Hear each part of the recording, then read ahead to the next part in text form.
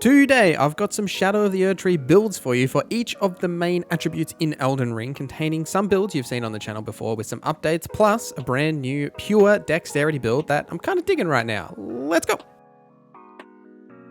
Let me know in the comments which of these builds is your favorite. We'll start with that pure Dexterity build, and it is primarily a backhand blade focused build using the basic backhand blades, except I've tinkered with this quite a lot to find something that I really enjoy. Now, the original variant of this, which you'll see a fair amount of footage with that variant in this video, was actually running with Arcane and using some of the blood flamed focused incantations, as well as a blood infused blind spot on the backhand blades to inflict blood loss onto the enemies.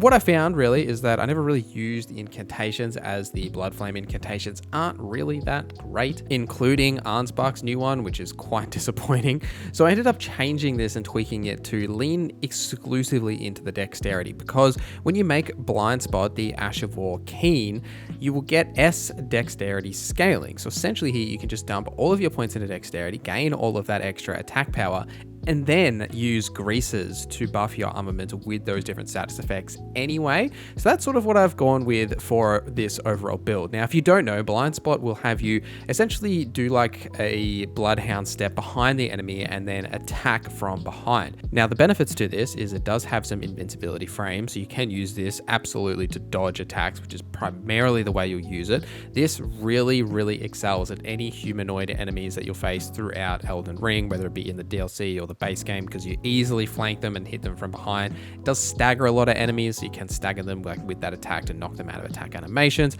The damage here is okay, but the main thing here is because you can two-hand these, like they're twinned weapons, you get all of those very similar attack combos to, say, a curved sword with those great slashing animations, and you can apply status effects very quickly that we're either using that via the blood Ash of War that we've got, or in the keen version, we're using it via applying it through weapon greases as well. An issue that I did come across while using this build is you lack a lot of range from this weapon, and a lot of melee only builds often have a ton of poison stagger potential that you can do jump attacks to like close that distance, and you can close that distance with blind spot, but the range isn't as good. So I have actually added the repeating crossbow, which is a new repeating crossbow that is in the DLC as well. Now, this is great because it does like machine gun out bolts, and you can apply status effects very quickly with this as well, and you can combine that build up with whatever you're actually putting on your backhand blade as well. So we'll talk about that more in a little bit, but let's talk about equipment first. Now, the backhand blades, you've probably already grabbed them. They are from the Gravesite Plains, just guarded by some Inquisitors very early in the DLC. The repeating crossbow, however, is actually found south of Morth Ruins on your way to Fort Reprimand. There's that ghost flame dragon that's fighting the Mesmer soldiers there. It's actually found on a corpse, like in the middle of their fight there. You'll find it in that area. For armor, I'm wearing the Wise Man's Mask and the Solitude set just because it looks cool. I don't mind like switching around to like the Knight's Cavalry set because I think it fits the aesthetic a little bit better, but ultimately you can like wear whatever you like. For helmet though, if you want to buff your dex a little bit more, you could wear Okina's Mask or the new Divine Bird Helm. Both of those will buff your dexterity. However, your flask will actually only heal less with the Divine Bird Helm. For your talismans, I'm running the Dragon Crest Great Shield, as we never take that off. The Rotten Winged Insignia and Millicent's Prosthetic are also both fantastic for this build because you will get a ton of those successive hits, so that attack power bonus is obviously fantastic here, plus the extra dexterity from Millicent's Prosthetic is also fantastic.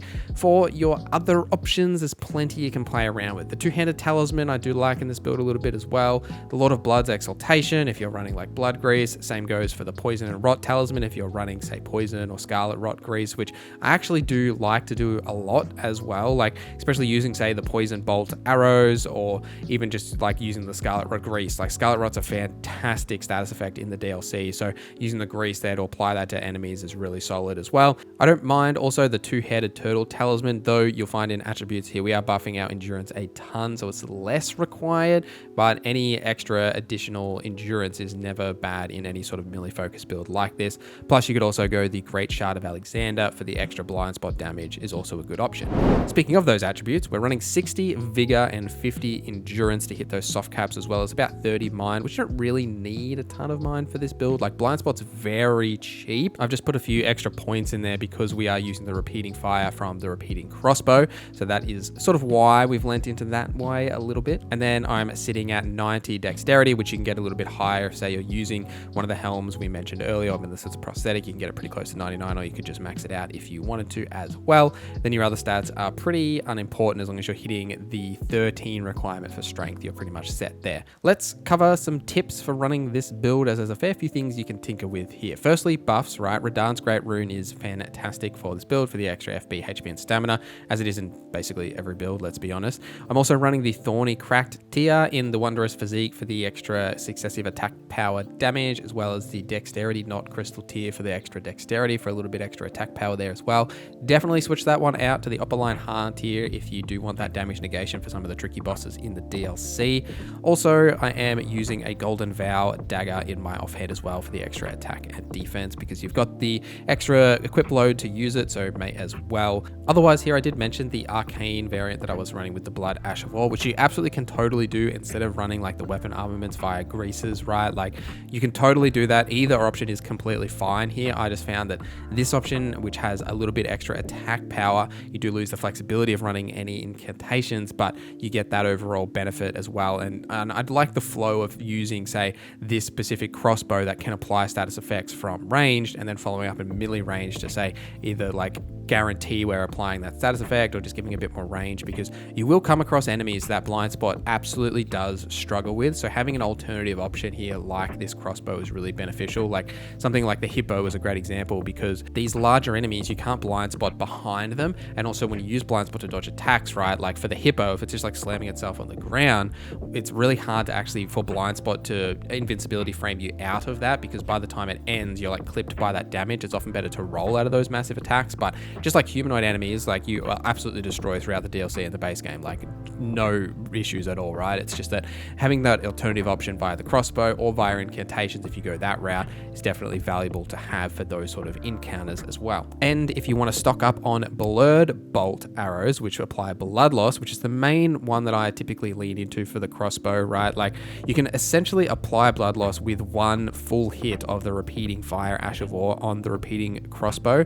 Now, if you want to grab these, they're actually found via the merchant inside Mogwin Dynasty Palace, inside like the ruins there.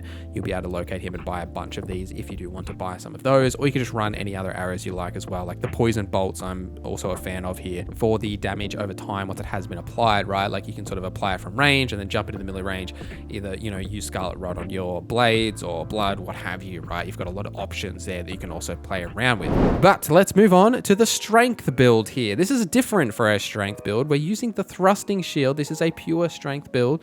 But the difference to, say, using something like a typical bonk build where you're just like, you know, running up to someone and smacking them in the face with something, as basically every strength build is, I wanted to do something different for my strength build for Shadow of the Erdtree, so that's why we've gone this route. And it absolutely excels while using some similar systems to our dexterity build. Let's talk about it. So this revolves around the thrusting shield, that new shield that was added to the game. Now, there is a couple of these in the DLC. There's the Carrion thrusting shield, which is the one we're using today, as well as the original, just normal thrusting shield. I'm using the Carrion thrusting shield as it does a slightly little bit more damage, and I just like the look of it a little bit better. Now, how this essentially works, and then we'll get into like the nitty gritty, because it's not just as simple as like attacking. There's a lot of things you need to do to sort of make this build really sing. But essentially the main thing is here is that you'll be holding block basically the entire time and then attacking at the same time. Now, while you're holding block and attacking as well, very similar to how you do like a shield poke with a spear, in this case, exactly the same way, you will hold that block and block damage while actually attacking. In the most recent patch that just went live, patch 1.12.3,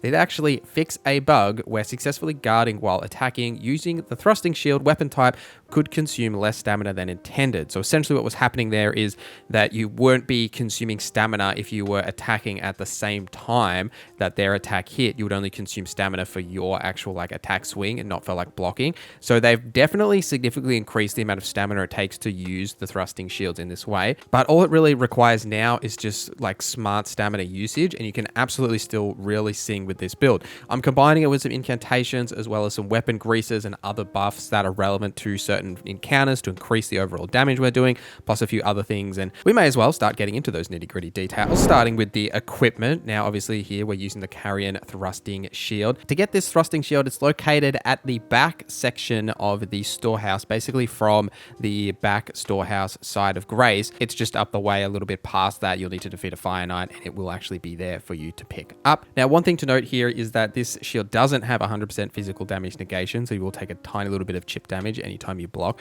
Plus, a key stat here to point out is the boost stat, which we want to make sure that is as high as possible so we don't lose too much stamina when we do block all of these attacks. Now, on the shield itself, I have the Poison Flower blooms twice because the main thing that we're doing here is trying to trigger Scarlet Rot or Poison, then using that to like pop the effect for like a massive outburst of damage. And you can put this on like anything. I've got it on the current like heavy affinity because I'm almost exclusively a strength build, and I'll explain why in a little bit. But the main key part of that is we're allowing us to put any sort of greases and etc. on the thrusting shield itself. We can still trigger that status effect via that method, and then we can pop it via the Ash of War itself. And then in some scenarios where like you can't trigger Scarlet Rod or what have you, you can switch this out to the Barricade Shield or even to the Shield Strike that it does actually come with, just to make sure you keep that heavy affinity. Now, I'm also using the Claw Mark Seal here as it is a strength-based seal, so that's why we're running that. For armor, I'm wearing Rakshas's helm and the rest of her set here because it does increase your overall damage, but it does increase the amount of damage that you actually take as well. Now, because we are, in a way, we're tanking damage because we're blocking basically every hit that's coming towards us, the extra damage you get from this set is like really worthwhile because you're not necessarily worried too much about missing a roll here and there, which does happen occasionally, but because you're trying to essentially shield block everything, you still get that benefit from getting that damage increase while lowering the amount of like negatives of actually having that increased damage taken. For talismans, I'm using the Dragon Crest Great Shield talisman, the two-handed sword talisman, because we will be two-handing this thrusting shield, so it does increase the damage of our overall attacks. The Great Shield talisman to boost guarding ability. Now, that's that guard boost that we were talking about before, so essentially the higher that stat is on the shield itself, and this increases it even further, that will then allow you to tank more hits into your stamina before you do run out of stamina, which is really important. The last talisman slot, and to be honest, a few of them is situational depending on where you're at, right? If you're fighting a boss that you're using Scarlet Rot or Poison on, you're probably going to run the Kindred of Rot Exaltation. Likewise, if you're using Blood Loss on the weapon via a Grease, then you probably run the Blood Loss talisman. And then if you're, say, running, fire or magic or holy damage, if you're fighting night bosses or something, you might run the Scorpion Charm specifically for those encounters, or running the Two-Headed Turtle talisman is also fantastic for this build, right? To greatly increase your stamina recovery, as it is so important for this build. I tinker with my talismans a lot with this build, depending on the situation that I'm going into. Like, having knowledge of these boss encounters and what they're weak to, or just like Googling it, is super beneficial for this build, and tinkering with those talismans to match those encounters will really set you up for success. And likewise for incantations, I'm essentially just running Flame Grant Me Strength and Golden Vow here as the main ones, plus the different incantations that can add the effects to my weapon buffs, right? This can be the Electrify effect, which I don't use too often, Order's Blade, which you use on all of your skeletons and night bosses, that sort of thing, the Poison Armament buff, and the Blood Flame buff for fire and a little bit of blood loss as well. Now, on top of that, you've also got all the various weapon greases, especially the new ones that come in the DLC that improving on the existing ones. All of these are fantastic, right? And the key thing in here is to match the weakness that you're fighting the target. When in doubt, I've always leaned into the Scarlet Rot or the Poison Armament because we're using the Poison Flower blooms twice, so you can trigger that status effect. Not only does it do solid damage, just tick damage, which is fantastic, you can then pop it as like a good like fight finisher in a way, right? Like if the target's nearly dead, you can use that to like finish them off just to get that last little bit of damage off as well. But you've got all those options and you can craft them as well, right? Like you can craft all the greases if you've got the cookbooks, but leaning into those and making sure you've got some sort of an effect on the weapon is really important. So don't be afraid to sort of back out of the fight for a little bit just to reapply whatever status effect you're going to have on your weapon. Attributes for this build, I did mention that we're almost exclusively leaning into strength here, right? Now, vigor and endurance are both just as important. So you want to hit that main sort of like soft cap here of 60 vigor and 50 endurance. So you're getting the most out of your stamina and HP. Mind isn't super important, right? Like we're only running 20 mind here for that FP because we're not really using it a whole lot. And then strength, you want to absolutely max out to like 80 or above here because we're running this as a heavy setup because we're two-handing it as well. So you get that extra damage from two-handing the weapon in your strength setup. I have got 30 faith here. you don't necessarily need 30 faith, like as long as you're hitting the minimum requirements for like Golden Vow, which is I think 26 off the top of my head, and then make sure as well that you've got 15 intelligence so that you can actually meet the weapon requirements for the carrion thrusting shield. Let's get into some tips for this build. We'll start with some buffs for your Great Rune. Radahn's Great Rune is the one here for the HP and the stamina primarily. For your like wondrous physique, there's really a few options here. I've been running the Opaline Erdtree for the like reduction to my overall damage, like that's fantastic. You could run the deflecting hard tier to enhance your spontaneous guard, but I don't really see the point as you're not really doing spontaneous guards here. The purpose is to like hold your guard the whole time.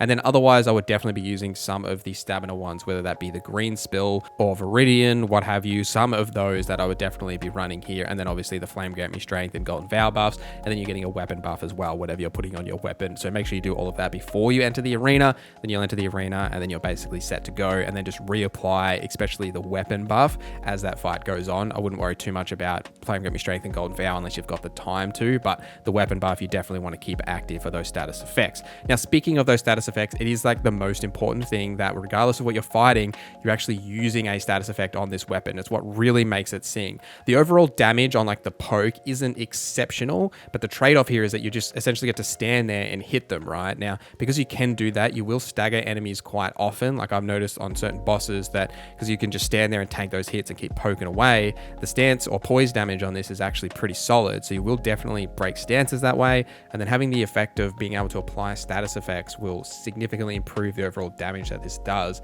because of how limited, you know, the overall damage output here is, right? Like this isn't a really flashy build that you're going to be doing some really cool stuff happening on screen, right? You're literally just standing there, turtling up and poking away. One thing to note here is that you will occasionally need to dodge. So don't wear too heavy armor that you are going into that heavy load equipment. You definitely can if you like super want to turtle up. But on a lot of the boss fights that have grabs, especially some of the endgame bosses in the base game that have a grab effect, you can't actually block a grab effect. You have to like roll out of the way for the invincibility frames.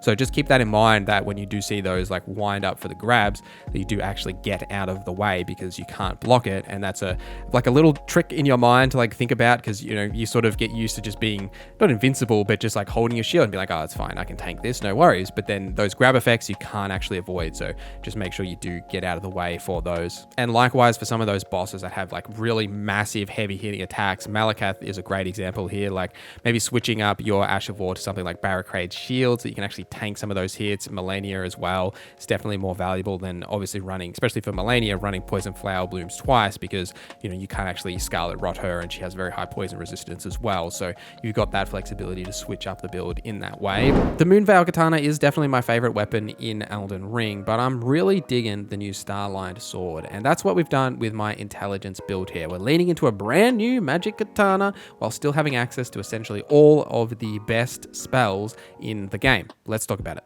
Now, this is my current like playthrough build. As I mentioned in the intro, like the Moonveil Katana has always been like my one true love, and just like that classic Moonveil mage build is sort of what I took into the DLC and what I first played the game with and what I've always sort of stuck with, and it felt right to take this into the DLC. And I have been playing this on my main playthrough, but then I come across this beautiful katana and I was like, well, I've got to try it, right? And damn, the Ash of War on this is absolutely insane. So it's called Onsi's Line of Stars, and I'm probably saying that terribly wrong, but essentially what this is it's a multiple hit combo. So you essentially slash twice and then you trigger it again, you get another slash, then you do an overhead swing, and there's like a brief pause where if you trigger it again, you'll like do like a teleport in the air and then come down with this like massive like overhead slash that hits both on the swing down and then on the swing over as well. So it does work out to be like 7 hits or something in the one combo, and every hit after the first one does increase damage, like as the text says, it's dealing greater damage like than the last hit. So it continues to like ramp up in that damage. Now you can do an insane amount of damage just with this Ash of War, right? And because it is an Ash of War, you can buff it with all of those beautiful talismans, the magic talismans, because it's a magic attack, like all that fantastic stuff. And I also am just a fan of the katana moveset. It's just what works best in my measly little brain, and I guess it's probably because I have used the Moonveil Katana so much that like this just fits perfectly into like this build. I've been able to switch to it with changing up some of my stats and stuff a little bit to more compensate for some of the differences with this katana, which we'll get into in a little bit in this video, but that's essentially what we've done. Now, if you want to get this katana, it is found in the Cerulean Coast on the beach by defeating a demi queen called Mariga, hilarious name. Now, you can get here essentially as soon as you get into the DLC, and I'll be showing you the path from the Castlefront runes like right now. It does require a little bit of work as you have to like go towards the east and then drop down to this little area.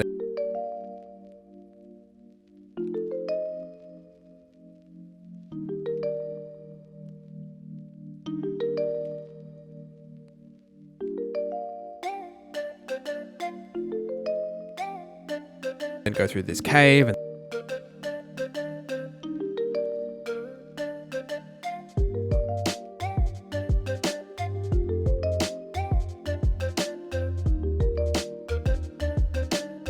Then jump through the jumping puzzle and then like continue all the way down till you get to the coast.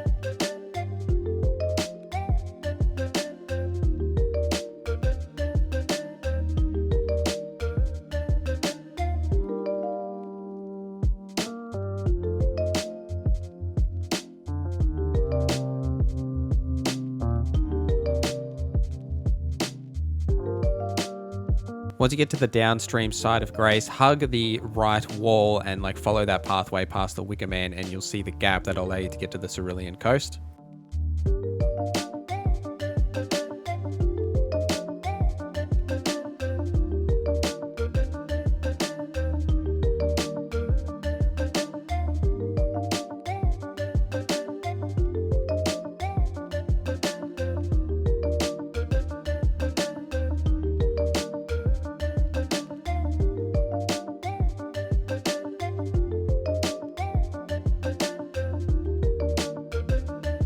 And I'll just let this footage run so you can sort of see. But the thing is here to note is that there is no actual bosses that you will come across during this pathway. It's just like the Demi Queen boss that you have to fight at the very end. But the thing is, it's just a Demi Queen boss, right? Like we've all fought many of these before. Just take out the little Demi humans like surrounding her, and then you can sort of face her one-on-one, and it's just as easy as all the other ones are, with a little bit more HP and just be wary of the magic attacks, but you should be able to defeat it relatively easily. So let's get into the equipment for this set, right? Obviously the Starline Katana we've already talked about. I'm using the Carrion Regal Scepter as I always am, and I've actually moved the Moonveil Katana into my offhand for a little bit of two-handing action. So I've got two katanas out to use that different moveset. Just something that I'm like playing around with because I do like my Moonveil, and I'm wearing the Beast Champion armor because it's my favorite drip. So because this is my personal build, that's why we're wearing that. And for talismans, I've got the Dragon Crest Great Shield because enemies hit hard, the Shard of Alexander for obvious reasons, and the Magic Scorpion Charm to increase my magic damage, which you can switch this out for something else if you want to. Say if you wanted to run Millicent's Prosthetic along with the Rotten Wind Insignia, because you'll get that successive hit combo buff like halfway through the Ash of War, so those last attacks will do even more damage because you're getting that effect off as well.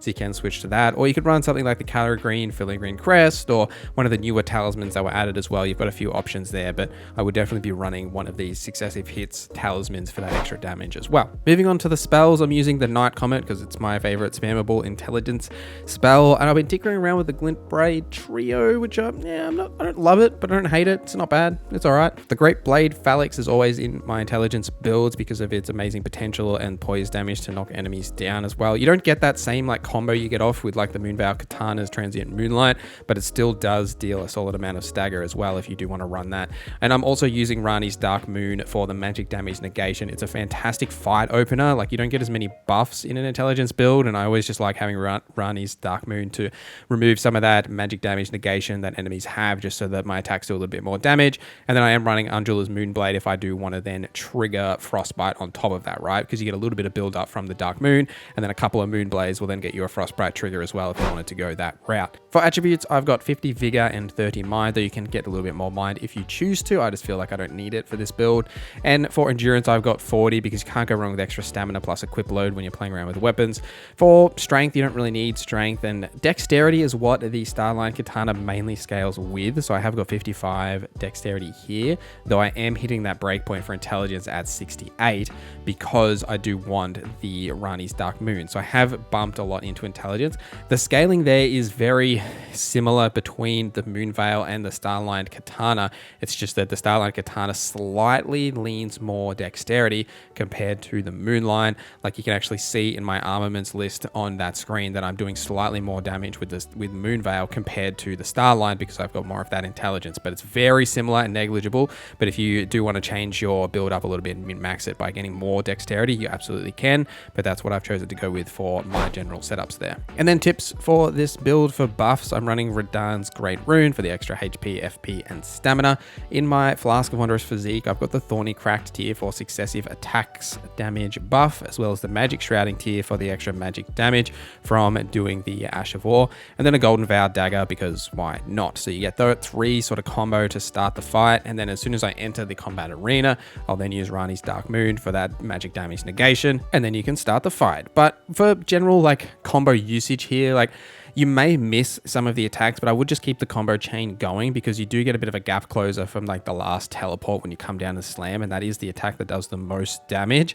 So you want to make sure you hit that one and not break the chain, like unless you're going to take damage, right? But if you're not going to take damage, then just keep that chain going to then get that massive attack off at the end. And I do sometimes switch to the Moonveil Katana in my main hand and go with like the classic Great Blade Phalanx and Transient Moonlight stance break combo on certain enemies that kind of need to break their stance just to like keep the pressure on, because the DLC enemies are very aggressive, and so being able to break their stance to follow up with critical hits and stuff and just sort of keep that pressure on is really good. It's also what makes this Ash of War on the Starline really good as well, because it is that like chain combo. You get a little bit of that stagger off as well to like prevent them from getting into their super long chained combos, which seems to be a general theme of this DLC. I don't know if anyone else has noticed, but basically every enemy has like a 3 to 7, 8 hit combo that they try to get off on you in like every fight encounter. Even the basic Mesmer soldiers have probably killed me more times than I'd like to admit, but the DLC has a lot of those enemies. So having a high pressure build like this that you can continually spam an attack or something to sort of attack them before they attack you sort of thing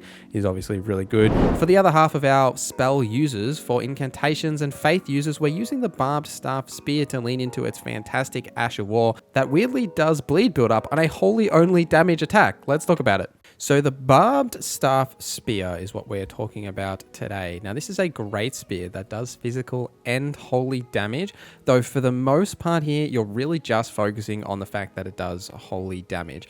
Now, what's really unique about this is, one, it is a holy weapon. It also has blood loss build-up, which is really unique for holy weapons, and it has a unique Ash of War that, funnily enough, also does blood loss build-up. So the weapon skill itself, Jorah's Inquisition, is essentially like you shoot the staff in the air and do like these like golden waves similar to a couple of incantations, and they just like shoot out of the weapon. If you hold the button down, it does extend that barrage for a solid amount of time. Each one of those waves can hit enemies individually, so the more waves you hit an enemy with, the more damage it does, which leads to the larger that enemy is, right? The more damage it will do because the hitboxes are bigger, and each one of these little waves will actually continue that blood loss buildup. Like you can actually get the hemorrhage pop on enemies just from using this Ash of War. I'm kind of curious if the blood loss on this Ash of War is intentional or not. Like, obviously with the weapon it's intentional, but very rare for, say, a holy Ash of War like this to also deal blood loss buildup, especially a ranged attack like this. It may not be a bug, it may be intentional. I just wanted to call that out in case it does get removed in the future. But either way, even if it does get removed, this weapon is still very, very strong. How you get the Barbed Staff Spear is a little bit of a journey. It comes from Jorah the Elder Inquisitor in the Abyssal Woods, technically, but you do need to go through the Darklight Catacombs in order to reach him, which is a pretty long trek to get to. But here's how you get there. Start at the Shadowkeep main plaza side of Graith and follow the path to the ladder that leads you down to like the water level, and then there's like another room with a ladder in it that you can follow down, where there is actually a painting and an illusionary wall here that you'll need to destroy to continue onwards. There will be a stone coffin in this room that you can then ride down to the castle watering hole, and then from here you'll need to head south until you reach the Recluses River downstream.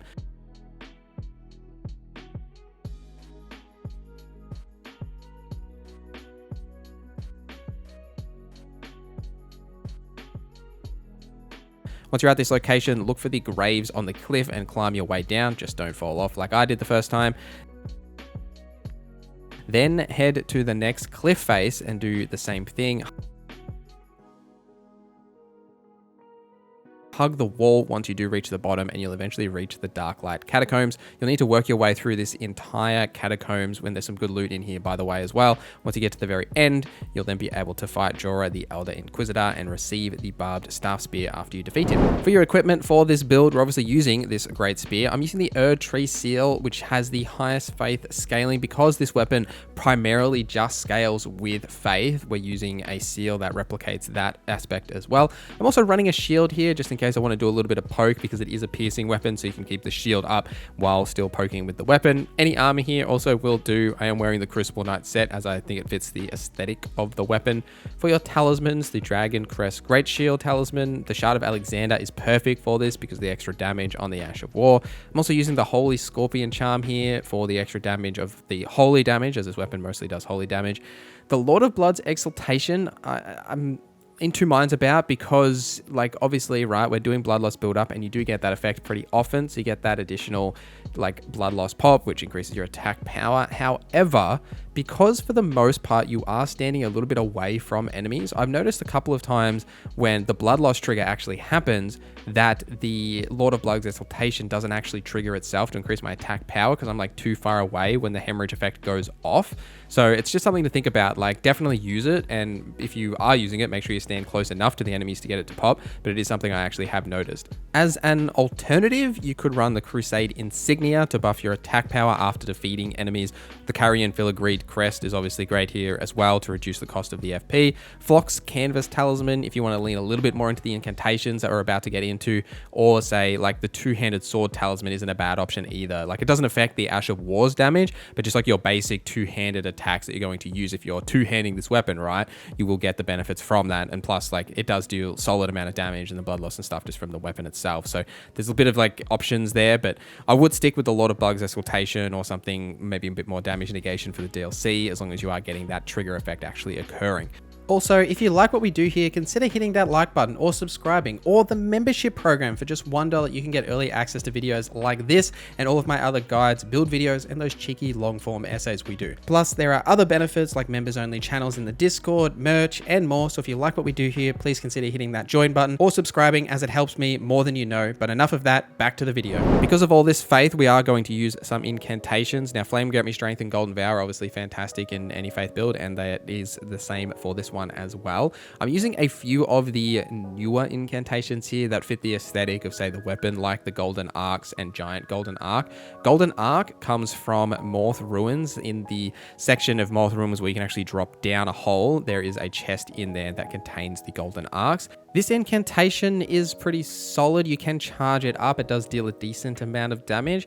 I do lean towards the Giant Golden Arc if I am going to use one of these two. I just feel like the damage number is a little bit more consistent with that, as sometimes these arcs can miss or they don't hit properly. Like, they're a little bit finicky sometimes with their hitboxes just because of the way the arc actually like shoots out from you. The Giant Golden Arc, however, is actually found in a chest in the ruins of Unte, which, if you remember where we were before at the castle watering hole, you'll need to go back there. There is a furnace golem that is blocking the doorway here that you'll need to reactivate with the hefty furnace pot. Once you've done that in the church there in that chest, you'll find the Giant Golden Arc, which is the one that I prefer here. You can also charge this up. It is a massive arc wave that does shoot out from you. It does slightly more damage. It's a really good AoE option, though even just the Ash of War on this weapon is also really good as an AoE option, but it gives you some alternative ways to deal damage. And then I am also using the Knight's Lightning Spear here because it is just an insane amount of damage just on its own without even buffing it in any other way. It's also lightning damage, which gives you a bit more variation for this build, which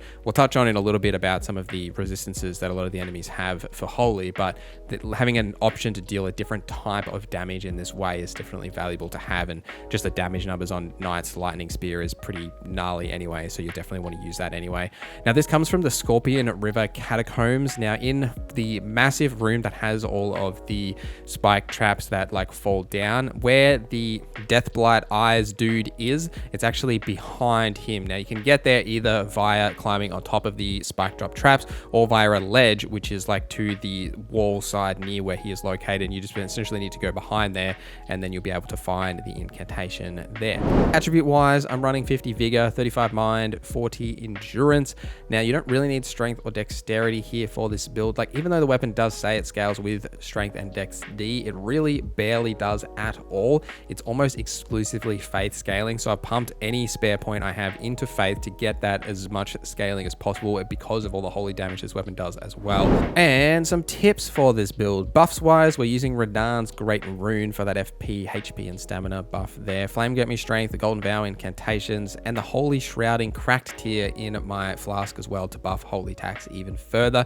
Because this is mostly a faith only build as well, like, and the spear does basically scale with only faith, right, as we talked about, you can use any faith spell you want. You've got access to like literally all of them, so feel free to like use any of the other incantations that I haven't mentioned here that you've come across that you personally like. Could be one of the new ones, could be some of the old ones. It's entirely up to you. Just wanted to focus on the newer incantations to fit with this like build aesthetic, but mainly focusing on the Great Spear here, which is like the highlight of this build. And the only other real downside of this weapon in general, but especially the Ash of War, is because it exclusively does holy damage, and almost all of the like base game end game bosses are resistant to holy damage. It's a little disappointing. You could try and remove that resistance with something like the new Sword of Light or Sword of Darkness. I did touch on where you can get them in my recent weapons video, which I'll link here if you want to know that. But now the Ash of War on them does actually remove or lower the holy damage negation on targets. So you could essentially like use the Ash of War on that to remove that holy damage negation, and then switch back to this weapon to lean into that if you wanted to as an alternative. Or you could switch this up to say something like a lightning build, or even using something like the Blasphemous Blade with a little bit more strength. You'd be able to wield that with this build as well, right, as a, you know, a strength and faith weapon there. So you've got options there. It's just something to call out that if you enjoy this weapon and you absolutely destroy enemies with it in the DLC, once you hit those like other endgame bosses, it's prone to look a little depressing when you see all of that holy damage resistance that they have. But it's still a really good weapon. It's just you've got to think of different ways to mitigate that, either via incantations or using a different weapon for those specific encounters, which you should be doing anyway, right? Like, never be afraid to switch up your builds to maximize your effects on certain bosses. It's definitely how you succeed in Elden Ring. And for Arcane, I've got a colossal sword for you here that looks like it's an intelligence weapon, but it's actually arcane, which is kind of weird, but kind of cool. Let's talk about it.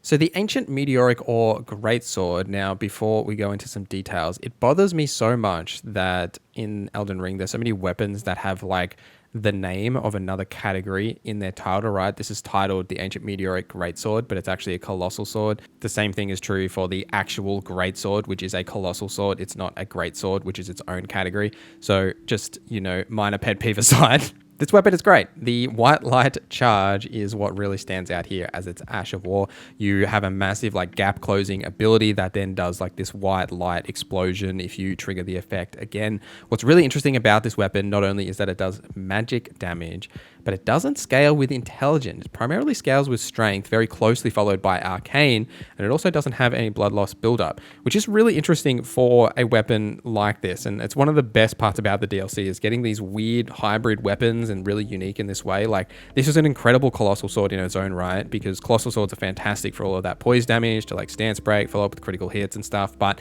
you've actually got quite a fast gap closing ability with the Ash of War here, and then you can trigger that effect again to deal a solid amount of damage with that white explosion effect. So you get the benefits of having a massive colossal weapon from like all of that, like, you know, stance break stuff as well, but then you get a relatively fast Ash of War that also does a really solid attack as well. And then it's got that unique scaling of focusing on strength and arcane, but also doing magic damage, which is really unique. So let's talk about where you can get it from. And you can get it from the Ruined Forge Starfall Pass, which is sort of to the east, southish east a little bit of Castle Ensis. Now, technically, you need to get through Castle Ensis to like get here. So you'll need to have beaten the final boss of Castle Ensis, but you can get here through Fort Reprimand without actually having to beat Castle Ensis. So if you start from the Castlefront ruins and take the path to where the road forks, and then follow the cliff face down into like the poisonous swamp area,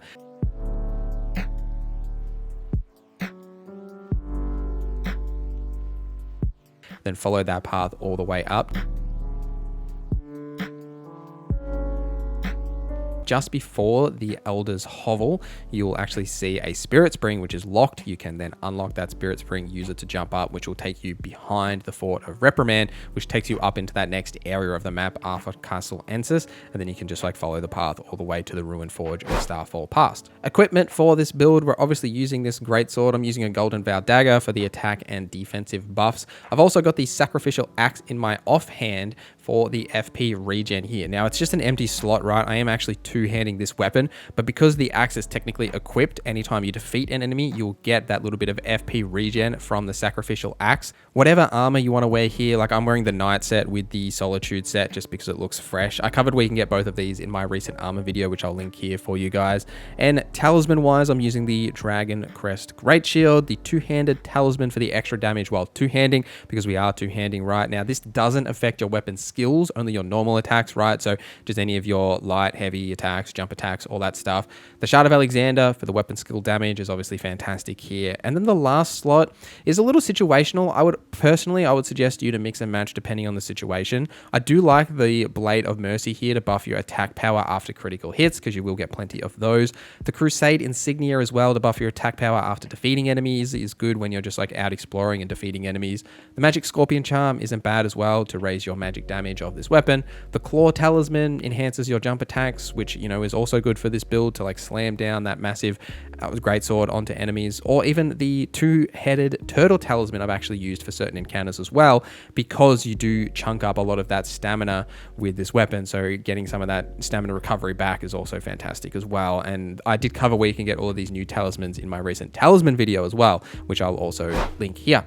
For attributes, I'm running 50 Vigor, 30 Mind, and 50 Endurance. You do want to wear some of the heavier armor and have that extra stamina for this build, because it is not only a heavy weapon in its own right, but because you're going to exclusively be in melee range, you do want that resistances and the poise from some of those heavier armors. Now, obviously, you want to make sure you're above that 51 breakpoint for poise, but you will want to wear one of the heavier armors anyway. Strength-wise, we're at 65, and I'm sitting at about 50 Arcane. I did tinker a little bit with these. It does seem that it scales slightly better with strength, at least to that 65 mark, and then Arcane it does scale really well with as well. It's just that, you know, being level 200, I ran out of points to put these up any higher, but you sort of will want to have your stats to be roughly similar to mine that I have here in this build. For some tips for playing this build, we'll start with buffs. I'm using Radahn's Great Rune for the FP, HP, and stamina. The Golden Vow Dagger is also a fantastic buff here, and you could also use the new Sacred Bloody Flesh that you can get throughout the DLC that buffs your physical attack power and your arcane. It does buff further if you do see blood loss build up, which we don't in this build, but you could also use the, you know, the old classic buffs there as well if you wanted to look for some buffs in that category as well. Now, what's interesting about like this as a gap closing and just the general gameplay of this build is because the Ash of War does like zoom you into enemies, right? You get that gap closing effect. You can sort of hang back a little bit and dodge a lot of those longer combos that you see in the DLC, as well as those like heavy hitting attacks from like the base game, and then zoom yourself in. You get that initial hit with the stab and then blow that up to like follow up with like really good damage. I find that the poise damage on the Ash of War isn't as good as, say, just using like your jump attacks or your heavy attacks or something like that. So just be mindful of that if that's what you're aiming for, that maybe to lean into those a little bit more, as it doesn't appear to do as much as them. But just the overall damage on the gap closer and then the explosion, especially the explosion, is really solid to just like lean into. And if you can trigger these very quickly on bosses, like even just regular enemies, you will definitely break their stance very quickly. And because of the stagger potential of this being such a large weapon as well, you can very easily stagger enemies out of their typical attack animations, which is something you really want to do. And that's also really beneficial for the DLC as well, because you do have so many enemies in the DLC that just have massive long attack like chain combinations, and if you can knock them out of that before they've even started the chain, or you know, they get their big heavy hitting attacks off, it's really beneficial. And that's something I've noticed a lot with using this build and even other builds that I've been making throughout the DLC, right, is that enemies have massive long combos, and for some reason anytime you enter any boss arena they stab you in the face, but they're really like a bit more aggressive, I think, in the DLC. So being able to challenge that aggression with a high like impacted weapon weapon like this, plus solid damage negation, which even in your physique flask, right, you can put in that tier that helps with your damage negation as well, so that you've got that extra benefit. So you can tank some hits with this build, which you definitely like can trade off. You could also drop like the sacrificial axe, right, if you don't have the equip load to have that equipped, or like the golden vow dagger, right, for that defense and that sort of thing. But I've got them equipped mostly just for like a bit of flavor to add some juice to this build. But if you don't want to use that route, you just want to use the greatsword, or you could even add like a bow or something like that to this build if I was thinking about things to add to give you some range potential as well, because this is mostly like a melee focused build. But I didn't feel that I needed that as much because of the damage you can get from the Ash of War on its own, but also like the gap closing aspect of it. Often that, you know, in a lot of builds that you feel personally that I feel I need a ranged option, it's a bit more of a finesse build, whereas this is just like literally charging in with a big stick and bonking enemies on the face with it. So I didn't feel it as necessary, but you can definitely add like a bow or something like that if you wanted to for this build. Let me know in the comments which of these builds is your favorite. I've also got a couple more new builds in the works, but I'd love to hear what builds you're playing in the comments down below, so let me know as well. But thank you guys for watching this video till the end. Thank you to our members for supporting the channel. My name is NorZZa, and I hope you have a great day.